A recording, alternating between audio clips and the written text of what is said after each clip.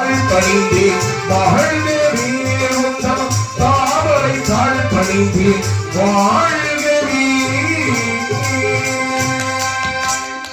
நல்ல பாட்டு, இப்படி ஒரு பாட்டு நான் உலகத்துல கேட்டதே கிடையாது. நிறைய அருமை அருமை அருமை. நாட்டியம் அப்படிதான்ப்பா. இப்படி ஒரு நாட்டியத்தை நான் பார்த்ததே கிடையாது.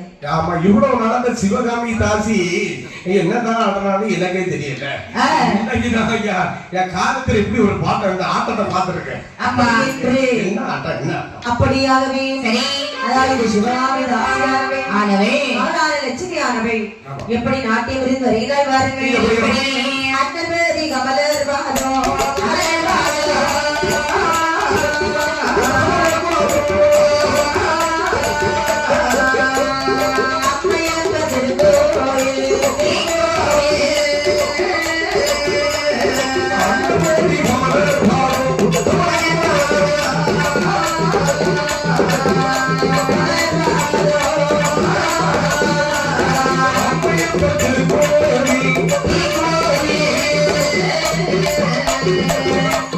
சந்நிதிக்கு கொடைக்காரி சதுராறு சிவாமி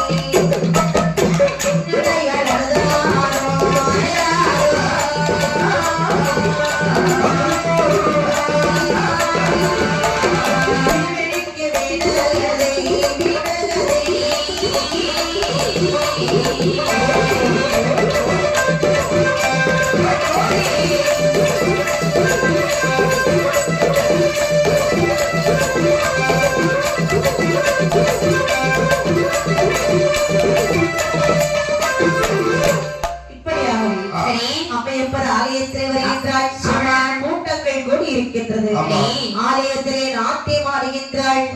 நாட்டியம் ஆடிக்கொண்டு தினந்தோறும் அம்மையப்பனை வந்து வணங்குவது வழக்கம். அன்றைய தினத்திலும் அம்மையப்பனை வணங்க வேண்டும் என்று வருகின்றாள். அப்படி வணங்க வரக்கூடிய நேரம் அந்த வேதனும் அன்றைய தினத்தில் பூஜை செய்ய வருகின்றார். சிவபாப்பாளுக்கு வயதாகிய காரணம் என்பதால் அம்மையப்பர் ஆலயத்திலே பூஜை செய்ய வருகின்றான் வேலவேதி. தினந்தோறும் பூஜை செய்து கொண்டிருக்க லட்சுமி லட்சுமி லட்சுமி அப்பொழுது மனதிற்குள்ளே நினைக்கிறான், லட்சுமி லட்சுமி எல்லோரும் சொல்றாங்களே, இந்த லட்சுமி எப்படி இருப்பா? ஆமா, அவளை பார்க்க வேண்டும். அப்படி என்று மனதிற்குள்ளே நினைத்துக் கொண்டு இருக்க அம்மையப்பர் ஆலயத்திலே நாட்டியம் முடிந்து லட்சுமியானவள் அந்த அரங்கத்தின் பக்கத்தில் நின்று கொண்டிருக்கிறாள். சரி, இவனும் பூஜை வைத்து விட்டு எல்லாவர்களும் அப்படி தீபம் காட்டுறான். எல்லாரும் தொட்டு கும்பிட்டு போயிட்டே இருக்கிறாங்க. லட்சுமி பக்கத்தில் வந்தா